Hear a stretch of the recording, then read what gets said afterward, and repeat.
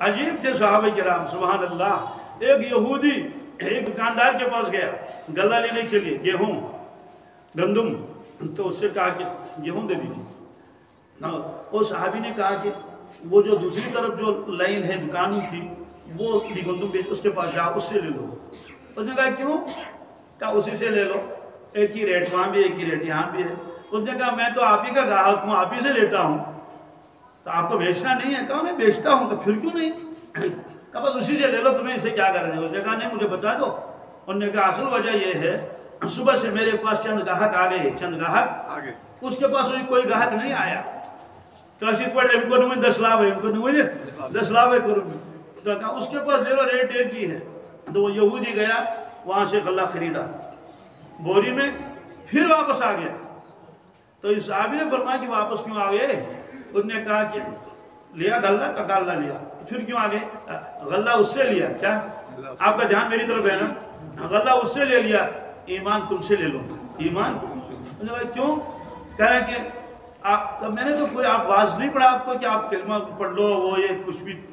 کہا کہ میں مجبور ہو گیا یہ سمجھنے کے لیے، سوچنے کے لیے کہ جس امت کا دکاندار اتنا اعلیٰ درجہ کا ہو، کیا جس امت کا ایک فرد جب امتی اتنا اونچے درجے کا ہو تو اس امت کا ان کا نبی کیسا اونچے معیار کا ہوگا، وہ کتنا اونچا ہوگا؟ کوتا 35 بے ساسوں۔ کہا مجھے کلمہ پڑھا دو۔ کہا چلو پڑھو کلمہ۔ ہمارا حال کیا ہے؟ ہم چاہتے ہیں کہ سارے دکاندار بیٹھ جائیں۔ بات سمجھ آ گئی؟ معذور بن کرو، سارے گاہک میرے پاس آئے، خوب سیل ہو میری۔ دوستو یہی تو آسمان و زمین کا فرق ہے نا۔ اور یہ فرق کیوں ہوا؟ یہ سوچ کی وجہ سے فرق ہو۔ کیا؟ جب آدمی کسی چیز کو مقصد سمجھتا ہے تو ساری زندگی اسی میں کھپا دیتا ہے، لگا دیتا ہے، جوانی بھی، صلاحیتیں بھی۔ جب آدمی سمجھے یہ تو ضرورت ہے، کیا دوستو ضرورت کی حد ہوتی ہے، خواہشات کی کوئی حد نہیں۔ ایک بزرگ نے ایک جملہ ایک مرتبہ کہا، بلکہ میں نے کتاب میں پڑھا ہے یہ، میں حیران ہو گیا اس جملے کو پڑھ کر، کیا اللہ تعالیٰ نے عقل مندی عطا فرمائی ہے۔ جملہ کیا کہا؟ حاجتیں تو فقیروں کی بھی پوری ہوتی ہیں۔ آپ کا دھیان میری طرف ہے نا؟ حاجت میں نہیں ضرورت، حاجتیں تو فقیروں کی بھی پوری ہوتی ہیں، چاہتیں تو بادشاہوں کی بھی ادھوری رہتی ہیں۔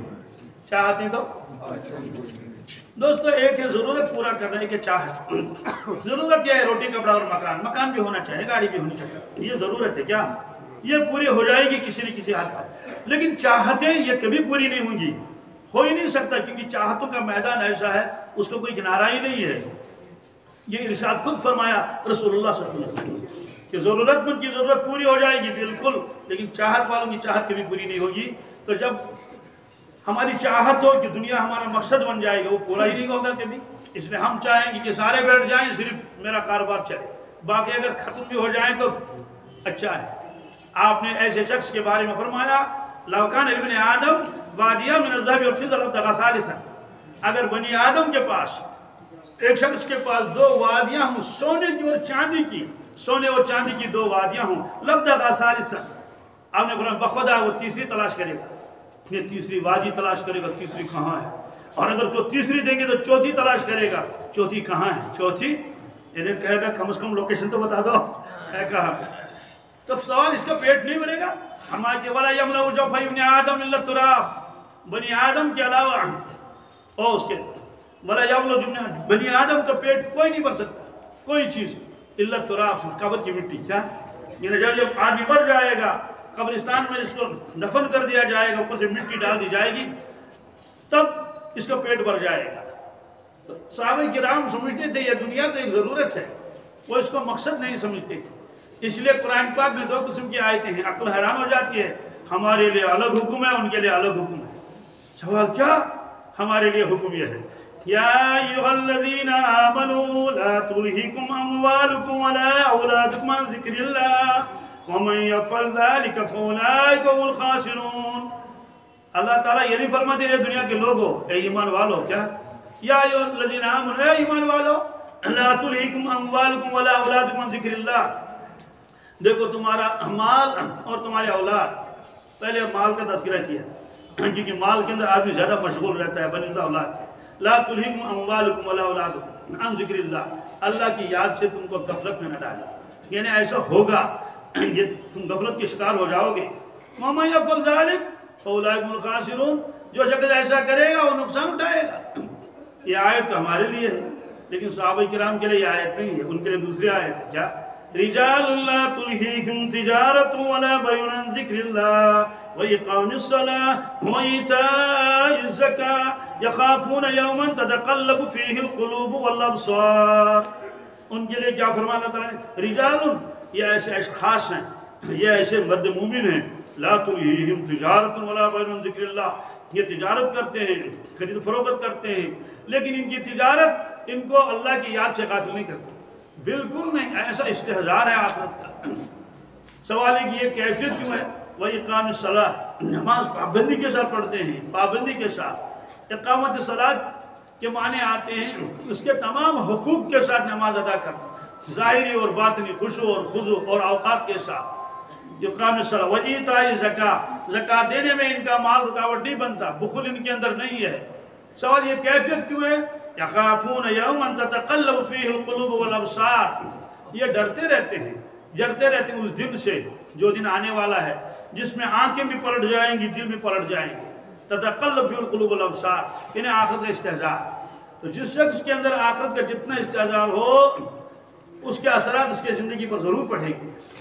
تو اللہ کے نبی صلی اللہ علیہ وسلم نے فرمایا کہ جو بچہ کسی کے گھر میں آتا ہے وہ پہلے تو وہ اللہ کا بندہ ہے، اور فرمایا کہ وہ پھر رسول اللہ کا امتی ہے، اس کے بعد وہ ہمارا بچہ ہے. لہذا آپ نے فرمایا کہ اپنے اولاد کی تربیت کر لو اور اللہ کے نبی صلی اللہ علیہ وسلم کے احکامات کے اور ارشادات کے مطابق ان کے ساتھ معاملہ کر لو. اب ایک بچہ دنیا میں آیا، یہ اللہ کا بندہ ہے، نبی صلی اللہ علیہ وسلم کا امتی ہے، ہمارا اولاد ہے، ہماری اولاد ہے. اب کیا معاملہ کریں؟ فرمایا کہ جب بچہ پیدا ہو جائے اس کے دائیں کان میں اذان دے دو، بائیں کان میں تکبیر پڑھ لو. اس سے کیا ہوگا ہمیں معلوم نہیں ہے، یہ کسی سائنسدان نے یا اور کسی نے حکم نہیں دیا، یہ اللہ کے نبی صلی اللہ علیہ وسلم نے حکم دیا ہے. جن سے زیادہ عقل مند، جن کے برابر تو کیا، زیادہ تو بات ہی نہیں، جن کے برابر نہ کوئی عقل مند آیا کائنات میں، نہ موجود ہے نہ آئندہ آئے گا، ہو ہی نہیں سکتا.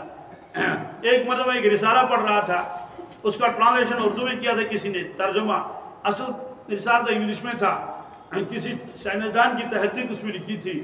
وہ دماغ کا بڑا وہ ڈاکٹر تھا، تو اس نے اپنی تحقیق لکھی ہے، کہا کہ لاکھوں سیل انسان کے دماغ میں ہیں، لاکھوں سیل سے، اور بس 6 7 8 اتنی وہ ایکٹیویٹ ہوتی ہیں، چالو ہوتی ہیں، باقی خاموش. اور کسی کی 9ویں سیل بھی چالو ہو جاتی ہے تو وہ جینیس کہلاتا ہے، عبقری شخص ہے. تو اس نے لکھا ہے دنیا میں ایک شخص ایسا آیا ہے جس کی ساری سیلیں چالو تھی. کیا؟ وہ لکھا ہے کہ اس کا نام محمد ہے. یہ میں نے خود پڑھا ہے، میں نے تو اردو پڑھ لیا تھا، اس کا ٹرانسلیشن نہیں کیا تھا، اس کی کتاب انگلش میں ہے. پھر نے یہ بھی کہا تھا کہ ایسے شخص کو وہ چیزیں نظر آئیں گی جو عوام کو نظر نہیں آتی. جو عوام کو نظر، ظاہر سی بات ہے فرشتے بھی نظر آئیں گے، دوسری چیزیں بھی نظر آئیں گی. آپ تشریف فرما تھے، جبریل امین علیہ السلام تشریف لائے اپنے حجرے خاص میں، حضرت عائشہ صدیقہ رضی اللہ تعالی عنہ کی حجرے میں. تو حضور نے فرمایا یا عائشہ ھذا جبرائیل یقریک السلام، یعنی یہ جبریل امین علیہ السلام یہاں تشریف رکھتے ہیں. آگے ایک سلام تو انہوں نے حضور صلی اللہ علیہ وسلم کو کیا، اور الگ سے ایک سلام کیا تھا عائشہ صدیقہ کو الگ سے. انہوں نے کہا یہاں جبریل بیٹھا ہوا ہے، آپ کو سلام کہہ رہا ہے. اس نے کہا کہ وعلیہ السلام ورحمۃ اللہ وبرکاتہ. عرض کیا یا رسول اللہ انک ترى ما لا نرى وتسمع ما لا نسمع، انک ترى ما لا نرى وانک تسمع ما لا نسمع. آپ دیکھتے ہیں وہ چیزیں جو ہمیں نظر نہیں آتی ہیں، آپ نے گوش مبارک سے وہ کچھ سنتے ہیں جو ہم نہیں سنتے. آپ نے فرمایا ایک موقع پر لو تعلمون ما اعلم لضحكتم قليلا ولبكيتم كثيرا، لوگوں جو میں جانتا ہوں اگر تم جانو تو ہنسو گے کم اور رو گے زیادہ. تو آپ کو اللہ نے ایسا فہم عطا فرمایا تھا. تو آپ نے فرمایا بچے کے کان میں اذان دے دو، فلاں فلاں بیماری سے محفوظ بھی رہے گا. اور یہ اذان صرف یہ بلانا نہیں ہے، وہ اذان کیا ہے نماز کے لیے بلاوا ہے نہیں، یہ ایک عقیدے کا بیان ہے. اگر صرف بلاوا ہوتا تو صرف حی علی الصلاۃ کو دہرانا تھا، حی علی الصلاۃ حی علی الصلاۃ 10 15 مرتبہ. جیسے ہمارے یہاں رمضان کے مہینے میں وقت سحر 10-5 مرتبہ کے لیے ہو گیا، لوگوں کو جگانا مقصود تھا. تو اگر صرف نماز کے لیے آنا صرف اتنا ہی ہوتا تو پھر تو ایک ہی لفظ کو دہرایا جاتا. یہ عقیدے کا بیان ہے. گویا یہ شخص ہر وقت کہتا اللہ اکبر اشہد ان لا الہ الا اللہ. تو اس میں اللہ تعالیٰ کی کبریائی کا بیان ہے، اس کی وحدانیت کا بیان ہے، رسالت کا بیان ہے. ہاں پھر حی علی الصلاۃ، آ جاؤ نماز پڑھ لو، کیونکہ آپ نے مان لیا وہ وحدہ لا شریک ہے، اور آپ نے اس بات کی گواہی دی ہے کہ محمد صلی اللہ علیہ وسلم ان کے رسول ہیں، اس لیے انہی کا حکم ہے نماز پڑھنے کا. تو یہ جو مؤذن ہے بانگ دینے والا، تو یہ بانگ فارسی لفظ ہے، اس لیے میں بانگ، یہ عجیب معاملہ ہے کہ کسی زبان میں کشمیری لگا دو تو عجیب لگتا ہے. یہ اردو والے کشمیر والے تو کتنا انگلش میں بھر لیتے ہیں، اس وقت کسی کو تعجب نہیں ہوتا ہے، اس لیے میں بانگ کے میں نے کہا یہ فارسی لفظ ہے. بہرحال تو یہ بانگ دینے والا اس کو بانگی کہتے ہیں. دیکھ رہا حی علی الصلاۃ، تم نے عقیدہ مان لیا، آ جاؤ اب نماز پڑھ لو. حی علی الفلاح، یہ حقیقی کامیابی اسی میں ہے. اس کے بچے کے کان میں یہ بتانا ہے، تو اس کی کیسٹ ہے اندر، روحانی کیسٹ، تو فوراً یہ فیڈ ہو گیا اس کے اندر. اب تحنیک کرنی ہے. تحنیک کیا ہے؟ بزرگ آدمی، سگریٹ پینے والا نہیں، تمباکو پینے والا نہیں، جس کا منہ دان صاف ہی نہیں، بلکہ ذکر کرنے والا ہو، کیا اللہ اللہ کرنے والا ہو، اس کے لعاب میں اثر ہوتا ہے، اس کے لعاب میں اثر ہوتا ہے. تو مولانا روم فرماتے ہیں رحمۃ اللہ علیہ، فرماتے ہیں اللہ اللہ انچی شیری ہست نام، شیر و شکر میں شب جانم تمام. فرماتے ہیں یہ اللہ اللہ کتنا میٹھا نام ہے، یہ مجھے ایسا لگتا ہے میرا باطن شیر و شکر ہو گیا. شیر دودھ کو کہتے ہیں، شکر کھانڈ کو کہتے ہیں. تو دودھ تو خود میٹھا ہوتا ہی ہے، لیکن اس میں اور آپ کھانڈ اور شکر ملا لو، اس کو یوں کر لو اور دیکھو کیا مزہ آئے گا. تو فرماتے ہیں کہ اللہ اللہ ایچ شیری ہست نام، شیر و شکر میں شو جانم تمام. ایسا لگتا ہے کہ میرا وجود تو شیر و شکر ہو گیا، ایسی مٹھاس. اور میں ایک شخص کو جانتا ہوں، وہ کھیتی کا کام کرتا ہے، نوجوان ہے، مجھ سے عمر میں بہت کم ہے، لیکن ذاکر ہے. ذاکر کا مطلب یہ نہیں کہ 3 تسبیح پڑھ لی اس کو ذاکر کہیں گے، نہیں. ذاکر اس کو کہتے ہیں جس کی صفت ہی ذکر بن جائے. دستوا کار دل بایا، کام کرتے کرتے ہمیشہ اللہ اللہ اس کی زبان سے چلتا رہتا ہے، کسی کو پتہ بھی نہیں، اور گنگناتا رہتا ہے اپنے چپکے چپکے سے اللہ اللہ. کسی بزرگ نے فرمایا تھا اللہ اللہ ہے تو گویا جان ہے، ورنہ یارو جان بھی بے جان ہے. تو حدیث میں بھی ہے مثل الذی یذکر ربہ والذی لم یذکر کمثل الحی والمیت. اللہ تعالیٰ کے سامنے دونوں ہیں، ہم دونوں کو زندہ کہتے ہیں، یہ بھی زندہ یہ بھی زندہ، لیکن حدیث پاک میں ایک زندہ ایک مردہ ہے. ایک زندہ ہے جو اللہ کو یاد کرتا ہے، اللہ کی نظر میں یہ زندہ ہے، جو یاد ہی تو مردہ ہے. اور مجھے پتا زندے اور مردے میں کتنا فرق ہے، آسمان زمین کا فرق ہے نا. تو زندہ آدمی ہے، اس کی تو کوئی قیمت ہی نہیں، اور مردہ اس کو کہیں جلدی دفن کر لو. تو وہ نوجوان مجھ سے کہنے لگا کہ مجھے ایسا لگتا ہے کہ میرے منہ کے اندر جو ہے وہ شہد رکھا ہوا ہے، کیا اس اللہ اللہ کی مٹھاس اس کے منہ میں آ گئی ہے. فرمایا کہ بھائی کوئی بزرگ آدمی ہو وہ تحنیک کرے، کھجور چبائے یا کوئی میٹھی چیز، تو اس کا لعاب اس بچے کے منہ میں ڈالنا ہے. تو اللہ کے نبی صلی اللہ علیہ وسلم خود تحنیک کرتے تھے، اور صحابہ اپنے بچوں کو لاتے تھے، آپ تحنیک کرتے تھے. آپ کے لعاب مبارک میں سبحان اللہ اثر. مدینہ طیبہ میں وہ قبا کے اندر ایک کنواں ہے، اس کا پانی کھٹا تھا، کڑوا تھا، کھاری نمکین. تو صحابہ کرام نے عرض کیا یا رسول اللہ صلی اللہ علیہ وسلم یہاں کنواں تو ہے لیکن پانی تو بہت ہے اس میں، لیکن وہ کڑوا ہے.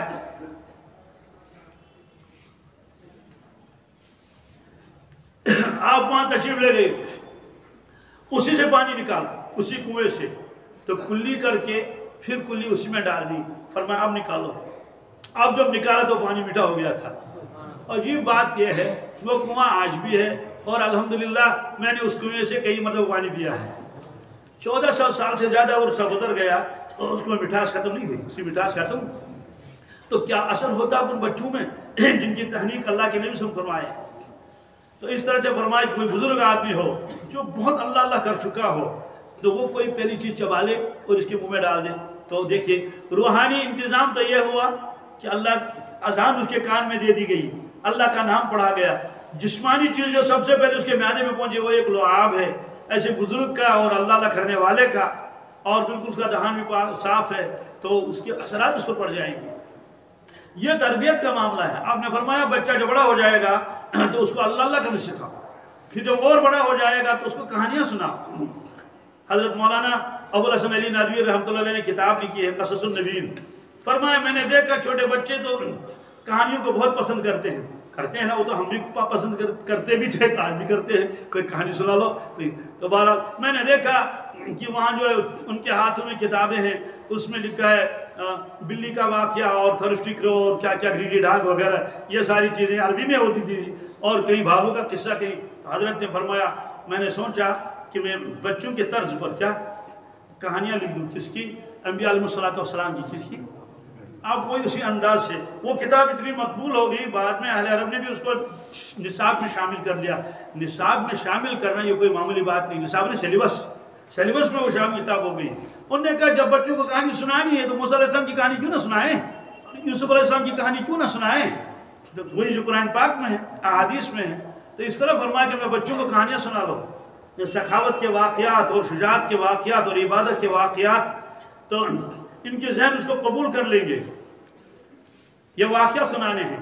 پہلے زمانے میں ہمارے بڑوں کو بڑی فکر ہوتی تھی اپنے بچوں کی تربیت کی کہ ہمارا بیٹا سخی بن جائے. اب سخی کیسے بن جائے؟ بیٹا سخی بن لینا, بہت سخاوت. کوئی ایسا نہیں, عملاً دکھاتے تھے. بہت سارے ہوتے ہیں خود سگریٹ پیتے ہیں, بچے سے کہتے ہیں بیٹے تم سگریٹ کبھی نہ پینا. وہ کہتے ہیں ابو تم تو خود پیتے ہو, مجھے کیا کہتے ہو. تو اس سے کوئی تربیت نہیں ہوتی عملی اعتبار سے. عملی اعتبار سے تربیت کیسی ہوتی تھی؟ فقیر آیا دروازے پر, 10 روپے اور 5 روپے اور 8 آنے اس کو دے دو. تو وہ بچہ آتا ہے جاتا دیتا ہے اس کو. اس کے بعد جب دیکھا بچے نے فقیر آ گیا آنگن میں, دوڑ کے اندر گیا, ممی سے کہنے لگا کہ روٹی دے دو, فقیر باہر کھڑا ہوا ہے, 5 روپے دے دو, 2 روپے دے دو, جو بھی ہو. تو لے جاتا تھا. وہ انتظار میں رہتا تھا کہیں سے مسافر آ جائے, فقیر آ جائے, اور دوڑ کے اندر گیا وہاں سے لا کے دے رہا ہے. تو عادت بن گئی کیا سخاوت کی. کس کی؟ جتنا بڑا ہو گیا تو سخاوت ہے. پہلے تو باپ کے جیب سے نکال کے دیتا, پھر اپنے جیب سے نکال کے دے رہا ہے. آج تو الٹا ہو گیا معاملہ. چھوٹا بچہ گود میں ہے, کوئی آیا 50 روپے دے دیا. آج تو زیادہ دیتے ہیں 100 اور 500. اسے کہتے ہیں 500 کا نوٹ ہے. کوئی بھی پہچانتے ہیں چھوٹے بچے 2 سال کے اور 2.5 سال 3 سال کے. پھر وہ چھوٹا سا خزانہ لایا جاتا ہے بگور, تو اس میں بھرتے, اسے کہتے ہیں یاتما شدھم ہوتا ہے سیونگ. تو وہ آتا ہے. اب جو بڑا ہو گیا تو اس سے کہتے ہیں کہ عیدی دے دو. عادت ہو گئی, انکل جی عیدی دے دو. سارے انکل ہیں نا آج, انکل عیدی دے دو, ماں مجھے عیدی دے دو. وہ لاتا ہے بڑھتا ہے, لاتا ہے بڑھتا ہے, لاتا ہے بڑھتا ہے, یہاں تک کہ 8ویں میں پہنچ گیا. کیا تو عادت ہے لینے کی اور جمع کرنے کی, لینے کی. میٹرک پاس ہو گیا اور اس نے گریجویشن بھی کی, وہ افسر بن گیا. کیا بن گیا؟ تو اس کو تو لینے کی عادت ہے نا, لینے کی عیدی مانگ رہا ہے نا سب سے. اب ٹیبل پر بیٹھا ہوا ہے اور کرسی پر ایک آیا پر فارم کو دستخط کرنا ہے. اس نے یوں چہرے کی طرف دیکھا, اس نے کہا چائے دے دو. کیا تو وہ تو مانگنے کی مزاج ہے نا اس کو, ادھر سے تھوڑے دے گا.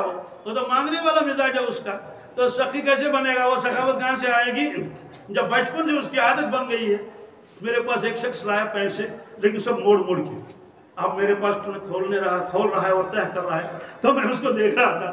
میں نے کہا بھائی یہ کیا ہوا ہے؟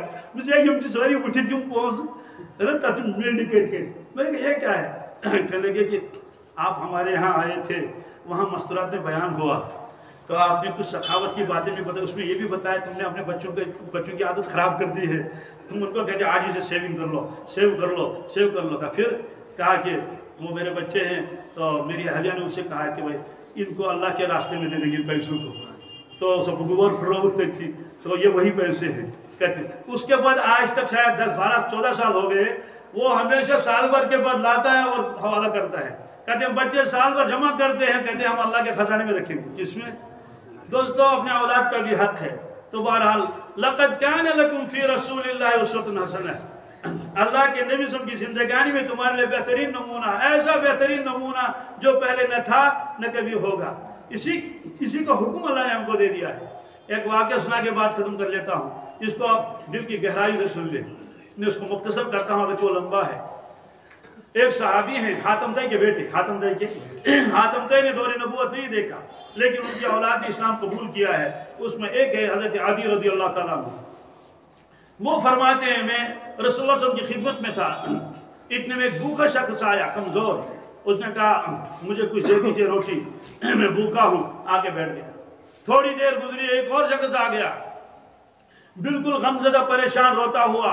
وہ مسافر تھا, کہیں جا رہا تھا, راستے میں اس کو ڈاکو نے پکڑ لیا, اس کی پٹائی کی اور اس کا سارا سامان چھین لیا.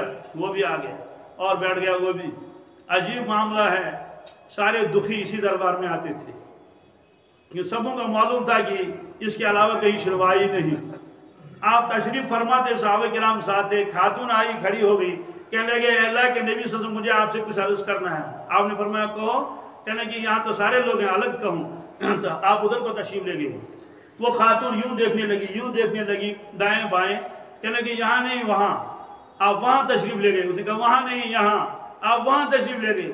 صحابہ کرام جانتے تھے یہ خاتون جو دماغ کی کمزور ہے, دیوانی سی ہے. صحابہ کرام نے عرض کیا حضرت یہ تو دیوانی سی ہے, آپ کا وقت ضائع کرے گی, اس کی بات نہ سن لیجیے. اتنے میں ایک صحابی نے کہا حضرت اس کی بات تو کوئی سنتا ہی نہیں, کوئی, آپ اس کی بات نہ سنیں. آپ نے فرمایا کیا کہا؟ اس کی بات کوئی نہیں سنتا. کہتا کہ اس کی بات کوئی نہیں سنتا ہے مدینہ میں, کیا میں بھی نہ سنوں؟ فرمایا قسم اللہ کی اگر پورے مدینہ میں مجھے گھمائے گی میں اس کے پیچھے پیچھے چلوں گا, اس کو ضرور کچھ کہنا ہوگا. دوبارہ سارے لوگ آتے تھے, یہ دونوں آ گئے. ان کے ساتھ کیا معاملہ ہو الگ ہے. حضرت عدی فرماتے ہیں مجھے رسول اللہ صلی اللہ علیہ وسلم نے فرمایا اے عدی اگر تمہاری عمر لمبی ہو گئی, ایک خاتون سے تمہاری ملاقات ہوگی, وہ آئے گی عراق سے, مقامی ہیرا سے, اکیلی آئے گی اور زیارت کرے گی عمرہ خانہ کعبہ کی. تو میرے دل میں فوراً خیال آیا جو خاتون عراق سے آئے گی اور مکہ شریف آئے گی اس کا راستہ ہماری بستی سے ہے. ہماری بستی کے ڈاکو کیسے چھوڑیں گے اس عورت کو؟ ہماری بستی کے ڈاکو کہاں جائیں گے؟ بہرحال معاملہ ہو گیا. فرماتے ہیں میں ایک مرتبہ تھا کھڑا ایک جگہ, میں نے دیکھا ایک خاتون آ رہی ہے اکیلی. میں نے کہا افسوس خاتون اکیلی ہے, اس کا قافلہ چھوٹ گیا ہوگا. قافلے کے ساتھ ہوگی لیکن اونٹ پیچھے رہ گیا. تو وہ قریب آ گئی, میں نے الیک سلیکٹ کیا, اس سے پوچھا دادی اماں آپ اکیلی کیوں ہیں؟ اس نے کہا میں اکیلی ہوں. کہا ساتھ کون ہے؟ کہا وحدہ لا شریک وحدہ. کہا آپ کہاں سے آئی؟ کہا میں عراق سے. عراق کس جگہ سے؟ کہا ہیرا سے. کہا جانا کہاں؟ کہا خانہ کعبہ. کیا ساتھ کون ہے؟ کوئی نہیں, وحدہ لا شریک. تو فوراً میرے زبان سے بے اختیار نکلا صدق رسول اللہ صلی اللہ علیہ وسلم, سچ فرمایا اللہ کے نبی صلی اللہ علیہ وسلم نے, یہی ہے وہ خاتون, یہی ہے وہ جس کے بارے میں آپ نے فرمایا تھا. اب مسئلہ اس کو لوٹا کیوں نہیں کسی کو؟ وہ ڈاکو کہاں گئے؟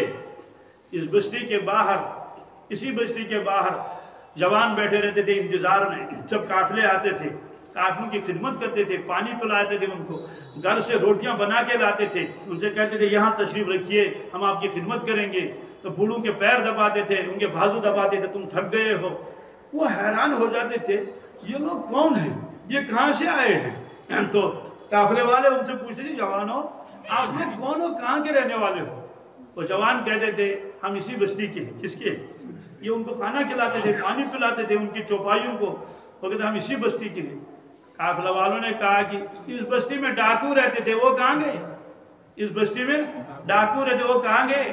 تو یہ جوان سر ایسے نیچے جھکا کے کہتے تھے اعتماد سے ایسی, وہ ہم ہی ہیں وہ. تو قافلے والے حیران ہو جاتے تھے تم وہی ہو ڈاکو جو تھے اور لٹیرے؟ کہاں آپ کیسے بدلے, کس نے تم کو بدل دیا؟ کہ اللہ نے ہم پر احسان کیا, تشریف لائے محمد رسول اللہ صلی اللہ علیہ وسلم, ہم سب مسلمان ہو گئے. آپ نے فرمایا یہ مخلوق تو اللہ کی عیال ہے, یہ مخلوق تو اللہ کی, الخلق عیال اللہ فحب الخلق اللہ من احسن الی عیالہ. اللہ تعالیٰ کو محبوب اور پسندیدہ وہ شخص جو اللہ کے عیال کو آرام پہنچائے. ہم نے توبہ کی ہے, سچی توبہ. کیا کی ہے؟ اب ہم کسی کو ستاتے نہیں ہے, لوگوں کی خدمت کرتے ہیں, بالخصوص قافلے والوں کی, ان سے معافیاں مانگتے ہیں. کسی پر ہم نے ظلم کیا ہو تو بتا دو, کسی کی چادر چھینی ہو, کسی کی بکری لے لی ہو. دوستو ساری زندگیاں بدل گئی. لقد کان لکم فی رسول اللہ اسوۃ حسنہ. کسی کو شاعر نے کہا تھا, کیا کہا تھا, کہا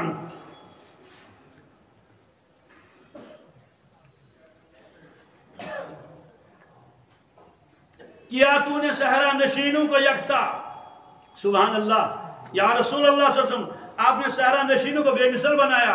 کیا تو نے صحرا نشینوں کو یکتا, خبر میں نظر میں اذان سحر میں. طلب جس کی صدیوں سے تھی زندگی کو, طلب جس کی صدیوں سے تھی زندگی کو, وہ افسوس اس نے پایا انہی کے جگر میں. یعنی یہ صحابہ کیسے یکتا و بے مثل بن گئے اور زندگی کو تلاش کی اس چیز کی میری کوئی قدر کری، کوئی قدر کرنے والا نہیں، کہا وہ سوز اس نے پایا صحابہ کے جگر میں۔ اللہ تعالی ہم کو بھی توفیق عطا فرمائے۔ ربنا تقبل منا انك انت السميع العليم۔ أبدا لن نحيد، أبدا لن نحيد، أبدا لن نحيد عن خطى الإيمان. Thanks for watching. Don't forget to like, comment, share and subscribe to Muhammad Talha Official.